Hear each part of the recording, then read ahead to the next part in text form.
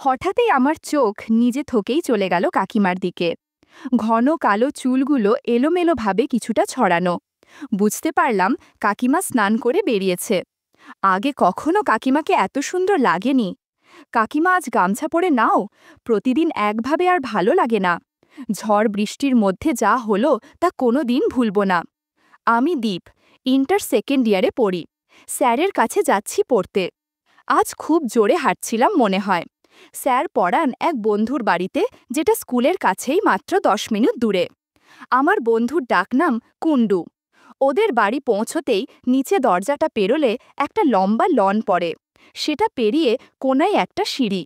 সিঁড়ি দিয়ে দোতলায় উঠলাম ধীরে ধীরে। সিঁড়ির ধারেই বাথরুম ওদের।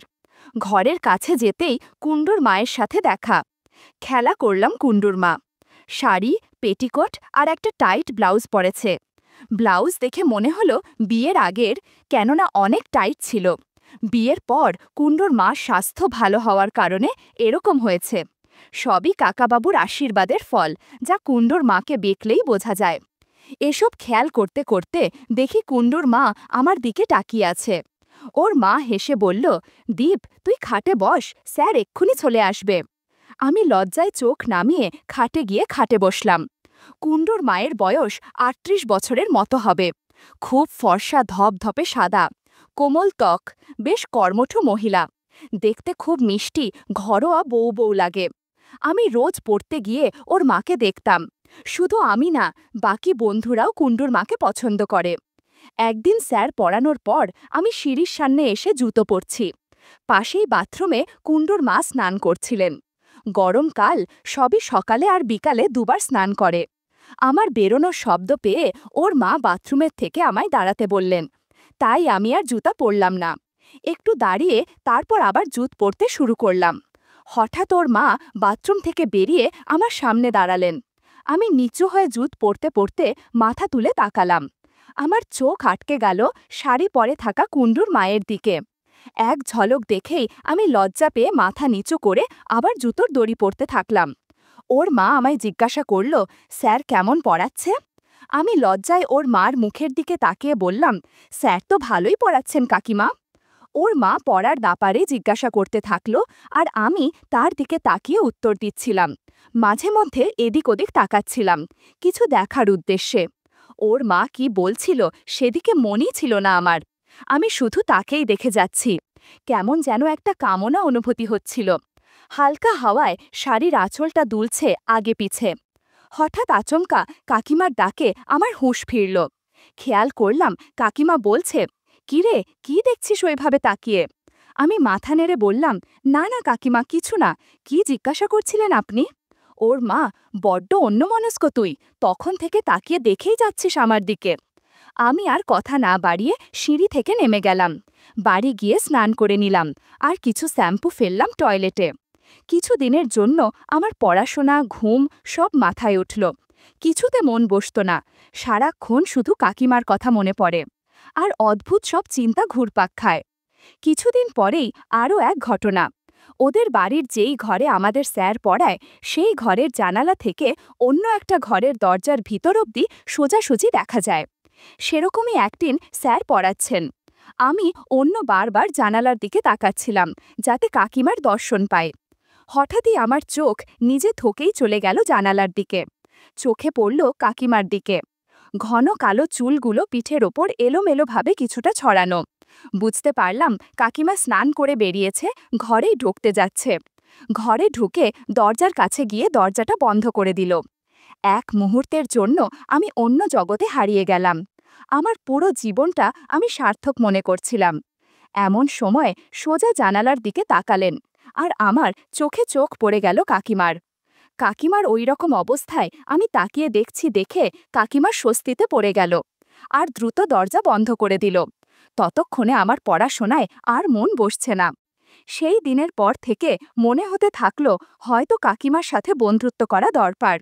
এই সুযোগে যদি গল্প করা যায় তাহলে তো ভালোই হবে। যেদিনই পড়তে যেতাম কাকিমার সাথে কথা বলার সুযোগ খুঁজতাম, কিন্তু ওরকম একা কাকিমার সাথে কথা বলার সুযোগ হয়ে উঠছিল না। আমি একটা বুদ্ধি বের করলাম। কুণ্ডুর বাড়িতে কখন অন্য স্যার পড়ান সেটা জিজ্ঞাসা করলাম। মনে মনে ভাবলাম, স্যার পড়ালে কাকিমা অন্য ঘরে একাই থাকবে, আর দিনের বেলা কাকিমার স্বামী মানে কাকাবাবুও থাকবে না। কিছুটা ভয় করছিল, কিন্তু ভাবলাম যা হবে দেখা যাবে। একদিন দুপুরে চলে গেলাম ওদের বাড়ি। যে ঘরে আমরা পড়ি সেই ঘরে যথারীতি অন্য স্যার পড়াচ্ছিল। আমি এরকম একটা ভাব করলাম যে আমি জানতাম না যে আজ আমাদের স্যার পড়াবেন না। পাশের ঘর থেকে কাকিমা বেরিয়ে এলো। কাকিমাকে বললাম, আমি ভুলে গেছিলাম যে আজ পড়া নেই। কাকিমা আমার দিকে তির্যক দৃষ্টিতে তাকালো। আমি বললাম, ঠিক আছে, তাহলে আমি বাড়ি যাই। এমন সময় কাকিমা আমার হাতটা ধরে বলল, এত রোদে এলি, একটু যাস না, একটু বিশ্রাম করে যা, আয় এই ঘরে এসে বস। মনে মনে একটু খুশি হলাম, কারণ আমার প্ল্যান কাজ করেছে। ঠিক যেটা চেয়েছিলাম সেটাই হলো। কাকিমাকে একা পাচ্ছিলাম না যে কথা বলবো, আজ পেলাম। আজ আমি আর কাকিমা একই ঘরে দুজনে বসে আছি। আজকের দিনেও খুব রোদ উঠেছে, বেশ গরম। কাকিমা একটা স্লিভলেস ব্লাউজ আর একটা হালকা শাড়ি পরেছেন, বেশ আকর্ষণীয় লাগছে। এই গরমে আমি খাটে বসেছিলাম। কাকিমা আমাকে এক গ্লাস ঠান্ডা জল দিল। জলটা হাত বাড়িয়ে দিতেই হাতে কালো চুল দেখতে পেলাম। মনে হলো কাটেনি অনেকদিন, তবে চুল আমার ভালোই লাগে। আমি যে কাকিমার হাতের চুলের দিকে দেখছি সেটা কাকিমা বুঝল, কিন্তু আড়ালো করল না। আমাকে জল দিয়ে বলল, কিছুক্ষণ বস, একটু ঠান্ডা হয়ে নে, তারপর যাস। আমি অল্প অল্প করে জলটা খাচ্ছিলাম। কাকিমা তখন তেমন কোনো কাজ করছিল না, ঘরে কিছু জামা কাপড় গোছাচ্ছিল। আমি জিজ্ঞাসা করলাম, কাকিমা, আপনার স্নান হয়ে গেছে? কাকিমা বলল, হ্যাঁ রে, সকাল সকাল করেছি। আমি আর চোখে কাকিমাকে দেখছিলাম। কাকিমা জিজ্ঞাসা করল, তোর পড়াশোনা কেমন চলছে? আমি বললাম, আর পড়াশোনা, পড়াশোনা তো করতেই পারছি না, মনই বসে না। কাকিমা জিজ্ঞাসা করল, সে কি, কেন রে? আমি মনে মনে ভাবলাম, এই সুযোগ আগের দিনের কথাটা বলি। আমি বললাম, সারাক্ষণই তোমার কথা ভাবি। কাকিমা ভুরু কুচকে আমার দিকে তাকালো, মুখ বেঁকিয়ে বলল, কেন রে, এত কি ভাবিস আমাকে নিয়ে? আমি চুপ করে রইলাম। কাকিমা বলল, এই বয়সে এত চিন্তা করলে পড়াশোনা হবে কি করে? আমি আবার বললাম, কিছুতেই পড়াশোনায় মন বসছে না। কাকিমা বলল, দুষ্টু বুদ্ধি মাথায় থাকলে তো মন বসবে না। আমি মনে মনে ভাবলাম, এবার বলি যে কাকিমা আমার সাথে গল্প করবে। অনেক ভেবে বললাম, দেখো না, যদি কিছু গল্প করা যায়। কাকিমা চোখ খুঁড়িয়ে আমার দিকে তাকালো, বলল, কিছু গল্প করা যায় মানে? বন্ধুরা, তোমরা বুঝেছ তো কি গল্প? আমি বললাম, সেদিন যে তোমার সাথে কথা হচ্ছিল। কাকিমা বলল, হ্যাঁ তো। আমি বললাম, আমি কিন্তু তোমাকে খুব ভালোবাসি। কাকিমা বলল, আমি কিন্তু তোর মার বয়সী। আমি বললাম, ভালোবাসা কি বয়স মেনে হয়? এবার কাকিমা হেসে ফেলল, বলল, বাবা ছেলে তো ভালো কথাই বলে। তা ভালোবাসিস সেটা না হয় বুঝলাম, কিন্তু আমার থেকে তুই কি চাস? আমি তো সে কথা সোজাসুজি তো বলতে পারবো না, তাই বললাম, কাকিমা, তোমাকে সেবা করতে চাই। কাকিমা আবার হেসে ফেলল। একটু বেশি হাসলে, হাসতে আমার দিকে তাকিয়ে বেশ কিছুক্ষণ কিছু একটা ভাবল। তারপর বলল, সেবা যে করবি তার জন্য তো ধৈর্য লাগে, তুই পারবি নাকি? কথাটা আমার কাছে প্রশ্নের মতো শোনাল। আমি বললাম, কেন পারবো না? তোমার সেবা যত্ন করলে আমার খুব ভালো লাগবে। কাকিমা এক দৃষ্টিতে তাকিয়ে আমার দিকে এগিয়ে এলো। হঠাৎ পিছন ফিরে দরজার দিকে একবার দেখল, দরজাটা কিছুটা খোলা। কাকিমা দরজা বন্ধ করে দিল। আমি মনে মনে ভাবছিলাম, এবার নিশ্চয়ই কাকিমা আমার সাথে গল্প করবে। এই মুহূর্তর জন্যই আমি এতদিন অপেক্ষা করছিলাম। কাকিমা আমাকে বলল, ঠিক আছে, গল্প করি, তবে জাদুর লাঠি নিয়ে গল্প করতে হবে। তার আগে হাতের জলের গ্লাসটা পাশের টেবিলে রেখে দে। আমি গ্লাস রেখে কাকিমার চোখের দিকে তাকিয়ে, কাকিমার চোখে একটা কৌতুক দৃষ্টি আমি দেখতে পাচ্ছিলাম। এই গরমে কাকিমার সাথে বেশ কিছুক্ষণ গল্প করলাম। কাকিমা অবাক হয়ে বলল, দীপ, তুই কত ভালো গল্প করতে পারিস রে। কাকিমা, তুমি আস্তে চেঁচামেচি করো, না হলে কুণ্ডু শুনতে পাবে, ওর পড়াশোনায় সমস্যা হবে। সেদিন ঘণ্টাখানেক আমরা গল্প দিয়েছিলাম। একটু খুশি হয়ে জিজ্ঞাসা করলাম, তাহলে কাকিমা, আবার পরের দিন আসবো নাকি? কাকিমা বলল, এখনই আমি বলতে পারছি না, যখন আমার মনে হবে আমি বলবো। আর হ্যাঁ, বাড়িতে গিয়ে স্নান করে নিস। আমি বললাম, ঠিক আছে। এই বলে আমি সেদিনকার মতো বাড়ি চলে এলাম। ওই দিনের পর থেকে কাকিমার কথাবার্তায় চলাফেরায় একটু পরিবর্তন এসেছিল। কাকিমা যখন স্যারকে চা দিতে আসতো তখন অনেকটা অগোছালোভাবে শাড়ি পরত। হাঁটা চলার মধ্যেও কেমন যেন একটা অদ্ভুত ভাব ছিল। চা দিয়ে আমার দিকে আড় চোখে তাকাতো, মুচকি মুচকি হাসত। আমিও সুযোগ খুঁজতাম কাকিমা ইশারার উত্তর দিতে আর কাকিমার সাথে কথা বলার। দেখতে দেখতে 1 সপ্তাহ কেটে গেল। গরমকাল পেরিয়ে বর্ষাকালের সময় আসছিল। বর্ষাকালে যখন তখন তুমুল বৃষ্টি হয়, মানুষ এদিক ওদিক আটকে পড়ে, পড়াও মাঝে মাঝে ক্যান্সেল হয়ে যায়। বৃষ্টির মধ্যে স্যার আসতে পারে না। ঠিক এরকমই একটা সময় আমি আর একটা সুযোগ পেলাম। এই সুযোগটাও হাতছাড়া করলাম না। বর্ষাকালে বৃষ্টি হলেই স্যার পড়াতে আসতেন না, আর কুণ্ডুবাড়ির পাশেই একটা ক্লাবে খেলতে চলে যেত। এটা আমি জানতাম। এরকমই একদিন স্যারের পড়ানোর ডেটে সকালে তুমুল বৃষ্টি হলো। তাও দুপুরের দিকে বৃষ্টিটা একটু কমলে আমি চলে যাই কুণ্ডুদের বাড়িতে। স্যার যে ঘরে পড়াতেন সেই ঘরে আমি ঢুকলাম। দেখলাম ঘরের লাইট বন্ধ, অন্ধকার, কেউ নেই ঘরে। ঢোকার আওয়াজ পেতেই কুণ্ডুর মা পাশের ঘর থেকে চলে আসে। আমাকে দেখে চমকে যায়। কাকিমা বলে, দীপ, আজ তো স্যার আর পড়াবেন না, তুই জানতিস না? আমি না জানার ভান করে বললাম, না কাকিমা, আমাকে তো কেউ বলেনি, কুণ্ডুকে বাড়িতে দেখছি না। কাকিমা বলল, কুণ্ডু পাশের ক্লাবে খেলতে গেছে। আমি বললাম, তাহলে কি স্যারকে একবার ফোন করব? কাকিমা বলল, কর কর। আমি স্যারকে ফোন করলাম। স্যার যথারীতি জানালো যে আসছেন না। এত সব কিছুর মধ্যে হঠাৎই আবার খুব জোরে তুমুল বৃষ্টি হতে শুরু করলো। আমি কাকিমাকে বললাম, তাহলে আমি বাড়ি যাই।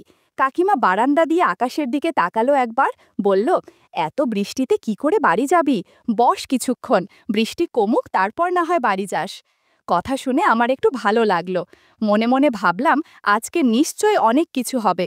আমি কাকিমাকে জিজ্ঞাসা করলাম, কাকু বাড়িতে নেই? কাকিমা বলল, তোর কাকুর কোনো দিনই ছুটি নেই, ঝড় বৃষ্টি যাই হোক কাজে যেতেই হবে। আমি মনে মনে দারুণ খুশি হলাম, একটু হেসে ফেললাম। কাকিমা আমাকে লক্ষ্য করল যে আমি হাসছি। জিজ্ঞাসা করল, স্যার আজকে পড়াবে না? সেটা তো তুই জানতিস, ইচ্ছা করে এলি তাই না? বললাম, না কাকিমা, আমি সত্যি জানতাম না, এমনি এমনি বৃষ্টির মধ্যে আমি কেন আসব? কাকিমা বলল, থাক হয়েছে, সব বুঝি আমি, ন্যাকামো করিস না। আমি হেসে ফেললাম আর বললাম, কাকিমা, কুণ্ডু কখন আসবে? কাকিমা বলল, বৃষ্টি থামলে যখন ইচ্ছা হবে, বৃষ্টির মধ্যে কি করে আসবে? আমি আরও খুশি হলাম। বাড়িতে আমি আর কাকিমা একা। কাকিমা বলল, এই ঘরে বস। আমি বেডরুমে গিয়ে বসলাম। কাকিমা বলল, দাঁড়া, সিঁড়ির সামনের গ্রিলটা লাগিয়ে দিয়ে আসি, দুপুরবেলা না হলে কেউ ঢুকে যাবে। এই বলে কাকিমা সিঁড়ির সামনের দরজাটা লাগিয়ে দিল আর বেডরুমে ঢুকল। এদিকে আমি খাটে বসেছিলাম। লক্ষ্য করলাম কাকিমা আজকে একটা পাতলা নাইটি পরে আছে। আজ পড়া নেই বলেই, না হলে আমি সব সময় কাকিমাকে শাড়িতেই দেখেছি। কাকিমাকে বললাম, কাকিমা, তোমায় খুব সুন্দর দেখাচ্ছে। কাকিমা পাল্টা জিজ্ঞাসা করল, শুধুই সুন্দর? আমি মুচকি হেসে বললাম, না মানে কাকিমা একটা গার্ডার দিয়ে নিজের চুল বাঁধতে বাঁধতে বলল, এই বৃষ্টি থামতে অনেক দেরি হবে মনে হচ্ছে। আজ কিন্তু অনেকটা সময় আছে, যতক্ষণ বৃষ্টি থামছে না ততক্ষণ। এতক্ষণ এভাবে বসে থাকলে বোর হয়ে যাবি। চল একটা কাজ করি, ওয়ার্ড্রপের ড্রয়ারে লুডো খেলার কোট আর গুটি রাখা আছে, খেলবি নাকি লুডো? বন্ধুরা, তোমরা বুঝেছ তো কি বলতে চাচ্ছি? আমার কথা শুনে কাকিমা হেসে ফেলল, হাসি মুখে আমার দিকে তাকালো। মনে হলো কাকিমা বুঝতে পেরেছে। একটু পর লুডো খেলা শুরু করলাম। বৃষ্টির মধ্যে লুডো খেলার মধ্যে আনন্দই আলাদা। বাইরে মেঘের গর্জনের জন্য কাকিমার চেঁচামেচির শব্দ বাইরে যাচ্ছিল। হঠাৎ কাকিমা চুপ হয়ে বলল, ছাতা এনেছিস নাকি? আমি বললাম, আরে না, ধুর, ছাতা দিয়ে ভালো লাগে না, এভাবেই ঠিক আছে। কাকিমা বলল, আমি আবার মা হতে চাই না। আমি বললাম, এত দুশ্চিন্তা করো না, তুমি পিল খেয়ে নিও, তাহলে সমস্যা হবে না। লুডো খেলতে খেলতে অনেক সময় পার হয়ে গেছে। ওদিকে বৃষ্টিও থেমে যাওয়ার উপক্রম। এদিকে আমরাও ক্লান্ত ছিলাম। কখন যে 2 ঘন্টা পার হয়ে গেছে বুঝতে পারলাম না। সারা ঘর কেমন এলোমেলো হয়ে আছে, বিছানার চাদরটাও অগোছালো। কাকিমাকে বললাম, নতুন চাদর বিছিয়ে নিও, না হলে কাকাবাবু দেখলে সমস্যা হবে। এরপর কাকিমা সব ঠিকঠাক করে নিজেকে গুছিয়ে নিলেন। আমি কিছুক্ষণের মধ্যেই রেডি হয়ে গেলাম বাড়িতে যাওয়ার জন্য। যাওয়ার আগে কাকিমাকে বললাম, আজ রাতটা এখানে থেকে গেলে ভালো হতো না? কাকিমা বলল, না বাবা না, তুই বাড়ি যা, আবার অন্য দিন আসিস। আমি কাকিমার কথা শুনে হাসতে হাসতে বাড়ির পথে রওনা দিলাম।